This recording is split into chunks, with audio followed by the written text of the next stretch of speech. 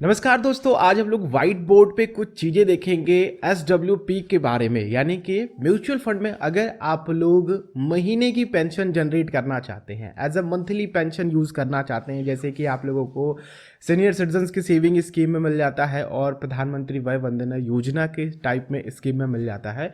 तो बेसिकली आप लोगों के लिए वीडियो इसलिए मैं बना रहा हूँ क्योंकि आप लोगों के बहुत सारे क्वेश्चंस आ रहे थे। क्वेश्चंस ये थे कि सर SWP की आपने लास्ट वीडियो अपलोड करी है वो पूरी तरीके से क्लियर नहीं है, इसमें कैलकुलेशन को समझाइए। वो इसलिए क्लियर नहीं है आप लोगों को क्योंकि आप लोग जो क्वेश्चन पूछ रहे हो, जो कि 2-3 क्वेश्चन मुझे आ रहे थे कि सर अगर मेरे पास 10 लाख रुपए है, अगर मेरे पास 13 लाख रुपए है और मुझे इतने पेंशन चाहिए, इतना पेंशन चाहिए, तो और मेरा गोल 5 साल का है, 10 साल तक, 15 साल तक, तो ये किस तरह से संभव हो पाएगा। तो ये भी आप लोग देखेंगे। जैसे कि टॉपिक में आप लोगों को देख रहा है कि आज हम लोग SWP के बारे में बात करेंगे। आप लोगों को किस तरह के म्यूचुअल फंड को चूज करना चाहिए, क्योंकि यहाँ पे वैराइटीज ऑफ म्यूचुअल फंड है जो कि आप लोगों के लिए ऑप्शन देते हैं आपके इन्वेस्टमेंट को आपके अकॉर्डिंग, आपके रिस्क के अकॉर्डिंग ग्रो कराने के लिए। तो वो भी हम लोग डिस्कस करेंगे। फिर हम लोग बात करेंगे कि अगर आप म्यूचुअल फंड्स को चूज कर रहे हैं तो आप लोगों को किन बातों का ध्यान रखना चाहिए। प्रो एंड कॉन्स भी SWP के बारे में डिस्कस हो पाएगा। फिर हम लोग आखिरी में कैलकुलेशन देखेंगे 10 लाख, 20 लाख, 30 लाख और 40 लाख पे कि अगर आप लोग 10, 20, 30, 40 लाख में अपने लिए कुछ पेंशन क्रिएट करना चाहते हैं, जैसे कि 10 लाख में हम लोग 10,000 की देखेंगे, 20 लाख में 20,000 की देखेंगे और 30 लाख में 30,000 और 40 लाख में 40,000 रुपए की पेंशन 15 सालों के लिए देखेंगे कि आप लोग अगर 15 सालों तक अपने लिए एक फिक्स्ड अमाउंट पेंशन चाहते हो अपना पैसा इन्वेस्ट करके, तो आप लोगों को कितना पेंशन और कितना रेस्ट अमाउंट इन फ्यूचर आप लोगों को मिलता है। तो चलिए वीडियो को स्टार्ट करते हैं। वीडियो अच्छी लगेगी तो लाइक कीजिएगा, दूसरों के साथ शेयर कीजिएगा। कोई क्वेश्चन होगा तो नीचे कमेंट करके पूछ लीजिएगा और चैनल पे नए हैं तो हमारे चैनल को भी जरूर सब्सक्राइब करिए क्योंकि इसी तरह की वीडियोस मैं आप लोगों के लिए लेकर के आता रहता हूं। तो सबसे पहले हम लोग बात करते हैं दोस्तों की SWP क्या है, ठीक है। फिर हम लोग बात करेंगे दूसरी चीजों के बारे में। तो SWP के बारे में अगर हम लोग डिस्कस करते हैं तो सिस्टमैटिक विड्रॉल प्लान। तो म्यूचुअल फंड काम कैसे करता है। म्यूचुअल फंड, मान लीजिए ये म्यूचुअल फंड है, ठीक है, और यहाँ पे आप लोग हैं, ये आपने बाई किया फंड, ठीक है। आप यहाँ पे पैसा दे रहे हो म्यूचुअल फंड्स को, ठीक है, यहाँ पे पैसा दे रहे हो तो आप लोगों को कुछ यूनिट्स अलॉट हो रही हैं।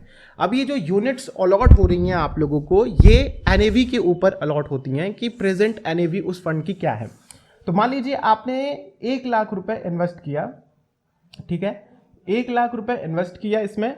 अब 1 लाख रुपए इन्वेस्ट करने के बाद अब उसकी जो NAV है वो 100 रुपए पर यूनिट की है, ठीक है। एक यूनिट आप लोगों को इस म्यूचुअल फंड की 100 रुपए की मिल रही है।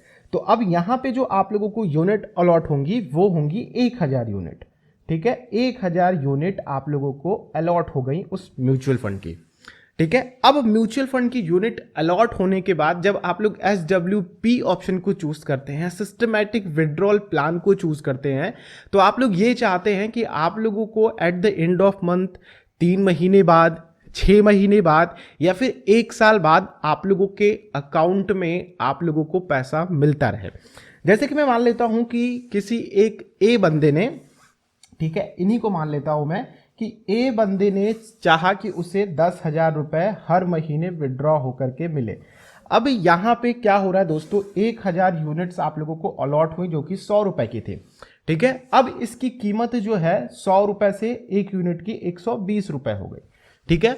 अब आपने यहां पे चूज क्या किया हुआ है कि आपको हर महीने 10,000 रुपए निकल करके आता रहे और आप लोग 1 साल चूज करते हो कि हमें 5 साल तक वो चीजें मिलती रहे, ठीक है।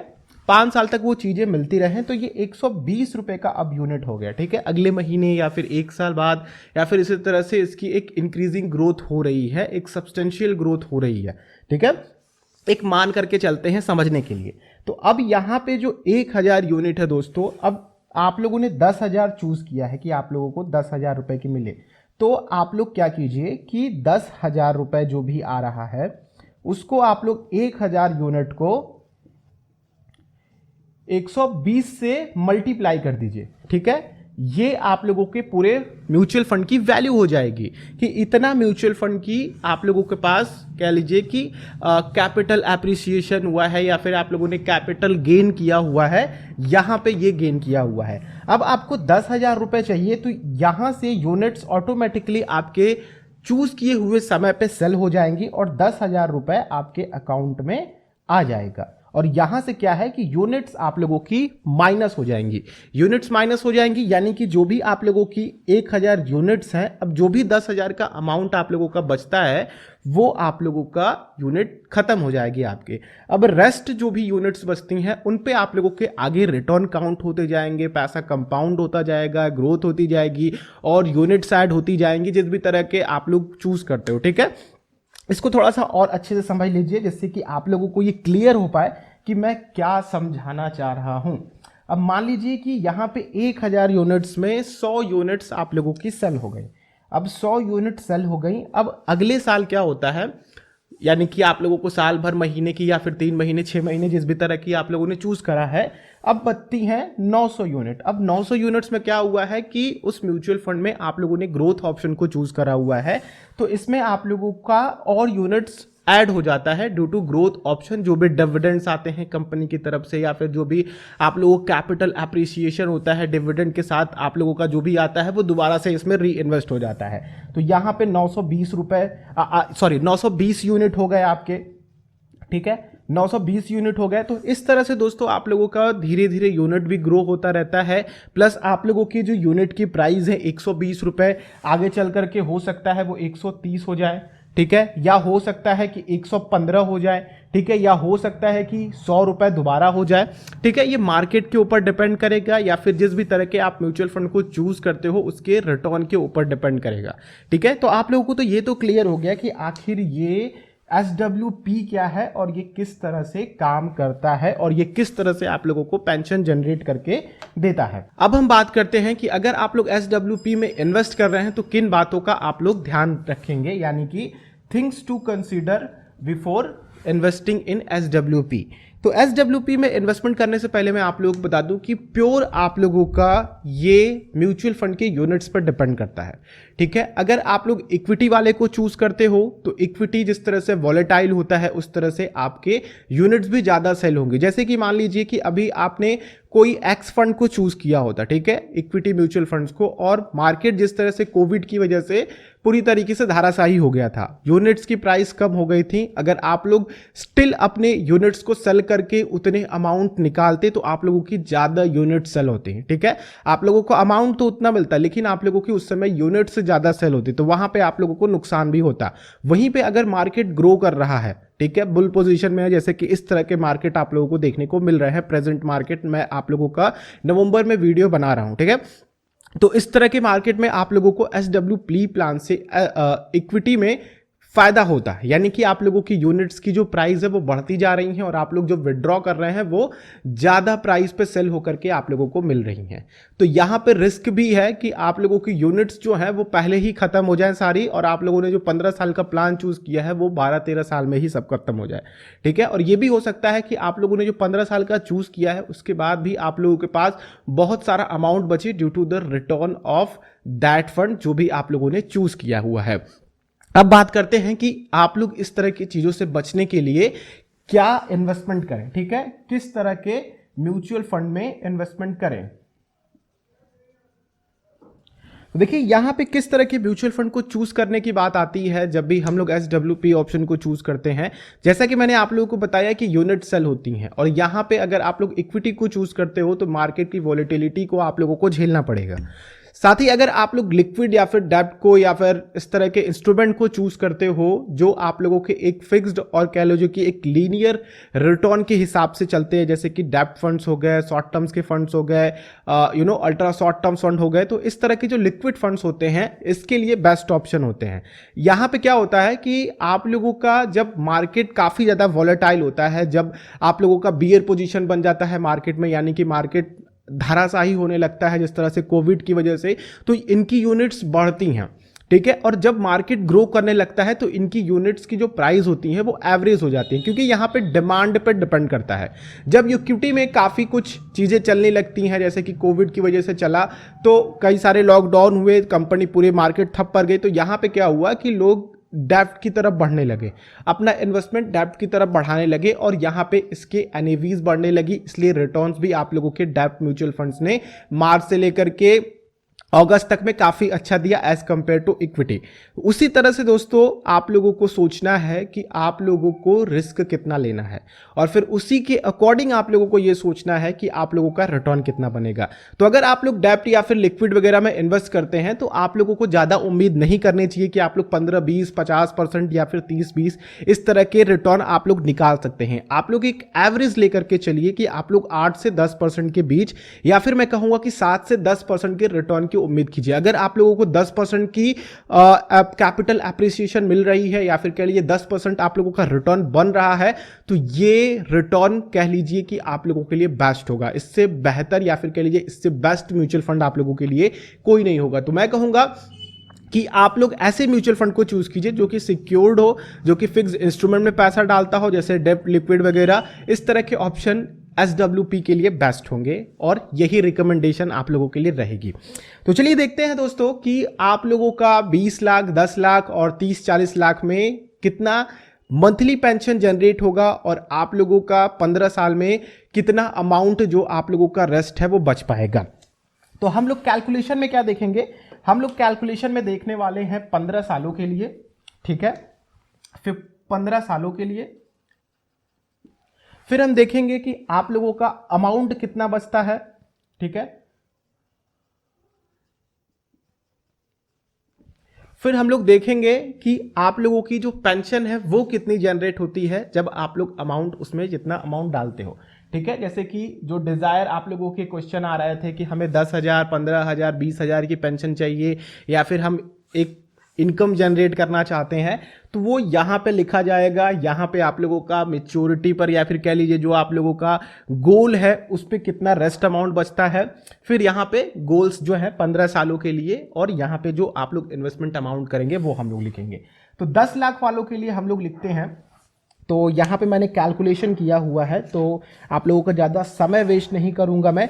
तो अगर आप 10 लाख वालों के लिए देखते हैं और 15 सालों के लिए वो इन्वेस्टमेंट करना चाहते हैं और 10% के रिटर्न पे, ठीक है, हमने 10% का CAGR लिया हुआ है, ठीक है, CAGR 10% ही लिया है, हम ज़्यादा नहीं लेने वाले हैं। मैं इसको और कम लेने वाला था लेकिन एक कैलकुलेशन दिखाने में मुझे थोड़ा आप लोगों के लिए इजी होता है, इसलिए मैंने 10% लिया हुआ है। आप लोग कम से कम 7 से 10 के बीच में ही आप लोग उम्मीद कीजिएगा कि आप लोगों को रिटर्न निकालना है। बहुत ज़्यादा आप लोग एक्सपेक्ट मत कीजिएगा, केवल म्यूचुअल फंड के नाम से आप लोग एक्सपेक्टेशन मत बढ़ाइएगा, ये बात मैं आप लोगों को बता दूं, वरना आप लोग फ्यूचर में जाकर के परेशान हो जाएंगे अगर आप लोग इक्विटी बेस्ड वाले को चूज करते हैं। देखिए 10 लाख अगर आप लोग इन्वेस्ट करते हैं तो आप लोगों को 15 साल के लिए 10,000 की पेंशन की उम्मीद लगानी चाहिए, ठीक है। और जो अमाउंट आप लोगों का बचेगा 10% के रिटर्न पे जो आप लोगों का CAGR होगा वो आप लोगों का 1,92,000 होगा, ठीक है, 1.92 लाख रुपीस होगा जो कि आप लोग विड्रॉ कर सकते हैं। इतने प्राइस की यूनिट्स की वैल्यू आप लोगों की वहां पे रहेंगी। अगर आप लोग 20 लाख रुपए इन्वेस्ट करते हैं तो यहां पे आप लोगों को 20,000 के पेंशन की उम्मीद रखते हैं, तो जो आप लोगों का अमाउंट रेस्ट बचेगा वो बचेगा 3.85 लाख रुपीस, ठीक है। ये यूनिट्स की वैल्यू आप लोगों की बची रहेंगी जो कि आप लोग विड्रॉ कर सकते हैं उस समय। 30 लाख की बात करते हैं, 30 लाख में आप लोग 30,000 की उम्मीद लगाते हो और जो यहां पे आपका रेस्ट अमाउंट बचेगा वो 5,78,000 रुपए तक का अमाउंट रेस्ट बचेगा। वहीं पे अगर आप लोग 40 लाख की बात करते हो तो 40,000 की जो पेंशन आप लोग जनरेट करना चाहते हो या फिर इनकम जनरेट करना चाहते हो तो आप लोगों का 7,71,000 रुपए की यूनिट्स वैल्यू बची रहेंगी, ठीक है। यानी कि आप लोगों के पास इस तरह के डेटा 10% के CAGR रिटर्न पे ही देखने को मिलेंगे। ये केवल एक कैलकुलेशन है जो आप लोग देख रहे हैं। अब इनके लिए बेस्ट म्यूचुअल फंड रिकमेंडेशन के आप लोगों के दिमाग में ये क्वेश्चन आ रहा होगा। तो जैसा कि मैंने आप लोगों को बताया कि आप लोग पूरे म्यूचुअल फंड को खंगाल डालिए डेप्ट और लिक्विड में, और ऐसे फंड को चूज कीजिए जिनके रिकॉर्ड अच्छे हों, जिन्होंने एक कांस्टेंट रिटर्न आप लोगों को निकाल करके दिए हैं। ठीक है, मार्केट वॉलेटाइल हुआ है तो भी उनके रिटर्न काफ़ी अच्छे रहे हैं। ठीक है, और जब मार्केट काफ़ी डाउन रहा है तो उसके रिटर्न बढ़े हैं। इस तरह के फंड्स को आप लोग चूज कीजिए, उनके फंडामेंटल को देखिए, उनके फंड मैनेजर के रिकॉर्ड्स को देखिए, आप लोगों के लिए बेस्ट म्यूचुअल फंड फाइंड हो जाएंगे। अब यहाँ पे पर्टिकुलर किसी एक फंड को या फिर दो फंड को मैं आपको रिकमेंड कर दूंगा तो कोई लोग नाराज भी हो सकता है, कोई लोग उसमें डायरेक्टली इन्वेस्ट भी कर सकता है। चूंकि मैं सेबी की तरफ से एक कह लीजिए अप्रूव्ड एडवाइजर नहीं हूं, इसलिए मैं आप लोगों को इस टॉपिक पे बेस्ट म्यूचुअल फंड इसके लिए रिकमेंड नहीं कर सकता। आप लोग अपने रिस्क पे देखिए, जो चीजें मैंने आप लोगों को बताई हैं उन चीजों को फाइंड कीजिए। अब बात करते हैं दोस्तों कि आप लोग को इसमें आना चाहिए कि नहीं आना चाहिए। तो ये वीडियो का मेन टॉपिक है, इस बात को समझिए। अगर आप लोग एज अ रिटायरमेंट इसको देख रहे हैं, अगर आप रिटायर्ड हो चुके हैं और आप लोग कुछ रिटायरमेंट पे या तो एनपीएस से आप लोग कुछ पैसा विड्रॉ करके एक यूज अमाउंट क्रिएट करे हो, या फिर कहीं से भी आप लोग प्राइवेट से ईपीएस से, तो आप लोगों को ध्यान क्या रखना है, इस बात का ध्यान रखना है कि आखिर हमारा रिस्क क्या है। ठीक है, हम कितना रिस्क लेने की कैपेबल हैं। अगर हम 15 साल का गोल क्रिएट करते हैं, वहां पे अगर बाई चांस हमारी यूनिट्स की वैल्यूज डाउन होती हैं और हमें उतना पैसा मिल रहा है, तो हमारा जो अगर वो 15 साल का 13 साल हो जाए या फिर 12 साल हो जाए तो हमें किसी तरह का फर्क नहीं पड़ेगा। ठीक है, अगर आप लोग इस तरह की सोच रखते हो तो आप लोगों के लिए म्यूचुअल फंड से SWP का प्लान बेस्ट है। बाकी मैं आप लोगों को रिकमेंड करूंगा कि आप लोग अगर रिटायर होकर के आए हो तो आप लोगों का जो, मान लीजिए कि आप लोगों के पास 10 लाख रुपए हैं, तो आप लोग 5 लाख रुपए लमसम करके म्यूचुअल फंड में डाल दो। किसी अच्छे फंड को चूज करो, चाहे इक्विटी के चाहे डेब्ट के, और 5 लाख रुपए आप लोग किसी स्कीम में डालो। वय वंदना योजना हो गया या फिर सीनियर सिटीजन की सेविंग स्कीम हो गई, वहां पे आप अपना पैसा इन्वेस्ट कर सकते हो। 5 लाख रुपए आप लोगों का आने वाले समय में ग्रो होता रहेगा, और जो भी आप लोगों के अमाउंट है वय वंदना योजना से आप लोगों को या फिर पेंशन जनरेट होती रहेगी। जो भी स्कीम्स हैं आप लोगों के, कई सारे LIC के भी स्कीम चलते हैं, जो भी आप लोगों को सूटेबल लगे। कहने का मतलब ये है कि आप लोगों को सिक्योर्ड ऑप्शन को देखना चाहिए। ठीक है, जहां पे वॉलेटिलिटी हो, आप लोगों के रिटायरमेंट की चीजें थोड़ी सी हिल सकती हैं। क्योंकि देखिए, आप लोग अगर रिटायर्ड होते हो, अगर आप लोग सोच रहे हो कि हमें 20,000, 10,000, 5,000 की एक फिक्स्ड पेंशन या फिर फिक्स्ड इनकम होनी चाहिए, तो आप लोगों ने अपने खर्चों को डिसाइड कर रखा है कि हमारे कहाँ कहाँ खर्चे हो रहे हैं, क्या क्या खर्चे हो रहे हैं, उसके हिसाब से आपने अपने डिजायर को रखा है और इन्वेस्टमेंट शुरू करा है। बाकी SWP एक बेस्ट ऑप्शन है म्यूचुअल फंड में, अगर हम लोग रिटायरमेंट के बाद की प्लानिंग करते हैं। आप लोगों के ऊपर है, अब आप लोगों को क्या करना है। मैंने आप लोगों को प्रो एंड कॉन्स और SWP के बारे में, किस तरह से काम करता है, सब कुछ बता दिया है।